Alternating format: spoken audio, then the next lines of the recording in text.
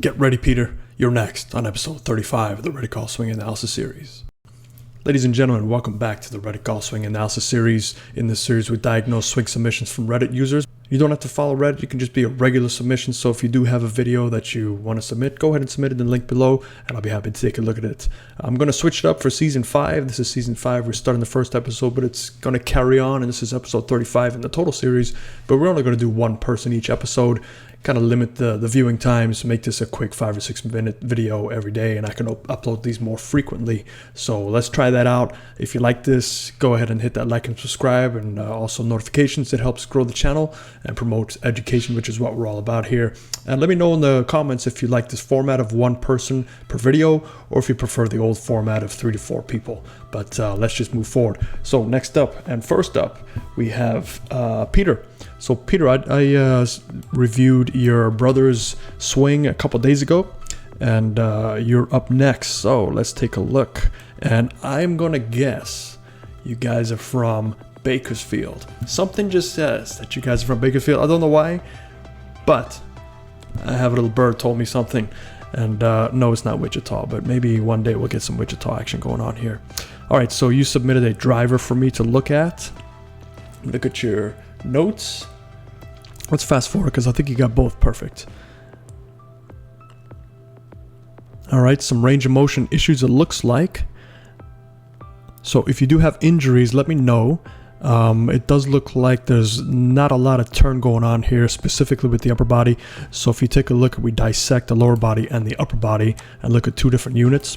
So we look at that lower body, it looks adequate enough turn, probably 35-40 degrees, but if you look at this upper body, there's not a lot of turn going on here. So either you're very tight again in your hip flexors, and I think it's a bloodline issue, because I think your brother has the same sort of issue. But if you take a look at that rotation, there's not a lot of X factor involved. So X factor, let me just delete this line.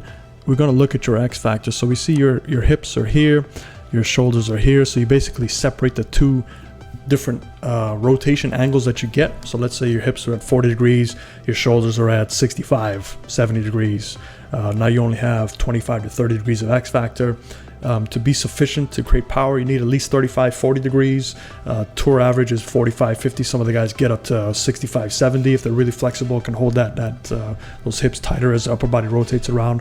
But the good news is your hands and arms don't go on their own tangent. They kind of stay in front of your chest. So you do have some positives going on here. I like the fact that the club doesn't get parallel, because if it did get parallel with that not a lot of turn, that means your arms are separating from your chest to get that club back, and that's not ideal because eventually they have to come through and flick. So far you look okay. I would recommend get a little bit more turn, maybe turn the hips to help you out, maybe flare out your legs to get some more rotation, but you need a little range of motion testing done, specifically with the amount of rotation your upper body can turn around your chest. So TPI, if you know somebody that's around you that does TPI certification, go ahead and go through that motion just to see, maybe they can help you out. Take a look. Because there's not a lot of turn going on here, now you're trying to turn into it. Hands are still kind of connected. They're a slight bit behind of where they need to be. Once your club gets to parallel, your hands should be crossing over your thigh if that's possible. As you strike the golf ball, your hands do a really good job of leading into it, which is actually really, really solid motion here. But your club is actually hitting on the way down. You would like to kind of stay back and hit on the way up. You can see it's trying to get through that limited rotation again. So I just see a lot of lower body, upper body disconnection in terms of, getting that whole body to turn, and then you can have a little bit more on the way through as you turn. In terms of your ball position, let's take a look at the way you're setting up. It looks like you're setting up slightly left-sided, which means your weight is kind of stuck on your left side prematurely. Your spine angle is a little bit more upright, kind of like you said in your notes. When we look at your shoulders, you look at your spine angle, it's right on line. So I mean, your setup is okay. I think you're getting a decreasing angle of descent because your launching pad is not correct. So your launching pad, you need to think about this ball being launched up into the air. Now we don't want to launch it by flipping at it to increase that spin rate. We want to launch angle by tilting your launch angle. So in other words, if we take a look at this launch, let me just redraw this arrow. Sorry about this.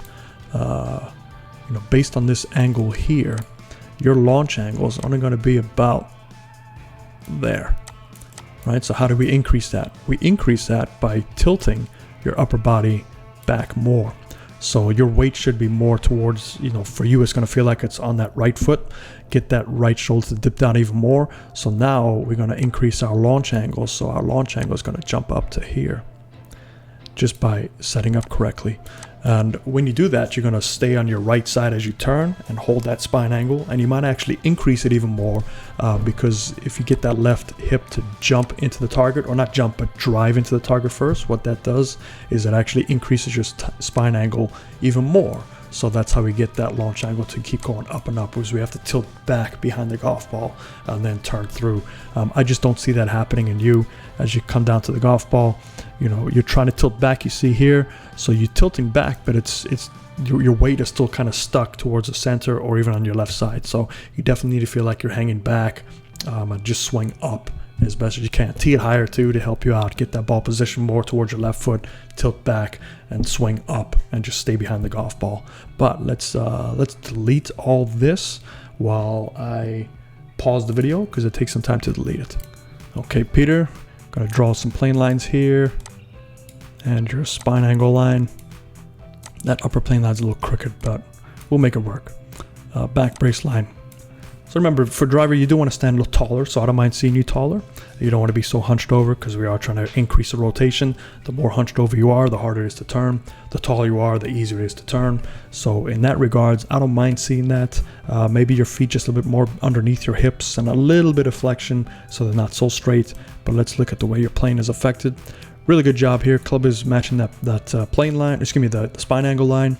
As you take that club back up, I see that left leg coming up, and I don't know if that's just because that range of motion issue that your left leg has to come up and brace to allow you to turn more. It could be. That's okay. I mean, Jack Nicklaus had a step up like that, and he pounded the golf ball. So I'm not saying it's not going to work, but it does limit some things. It actually straightens out this right knee. Once that right knee is straight, it's really hard to unbend it and then turn through. So you want that brace, you want that flexion of both knees while you kind of turn around it. You do have a difficulty getting it up a little bit higher to your plane line. Your rotation's okay in terms of staying in your spine angle. Let's take a look what happens to that plane. It might dip below. That's actually not too bad. It's pretty good. A little bit of a hand flipping. Okay, so the hand flipping is just because we're not turning as much as we would like to on the way through.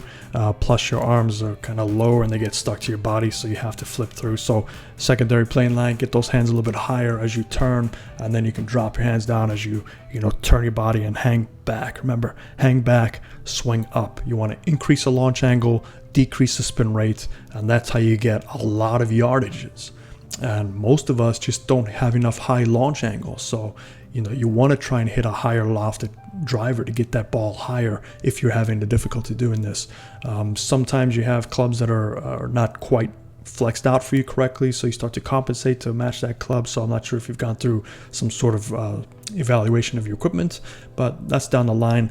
Just remember, grip alignment, setup, posture. Make sure your posture is correct for the driver. There's plenty of driver setup videos out there. If you need some help, let me know and I'll link a video down there. So hopefully that helps you, and this definitely deserves the bro handshake. Hope that helps you guys. See you guys soon. We'll be out tomorrow with another video. Fairways and greens.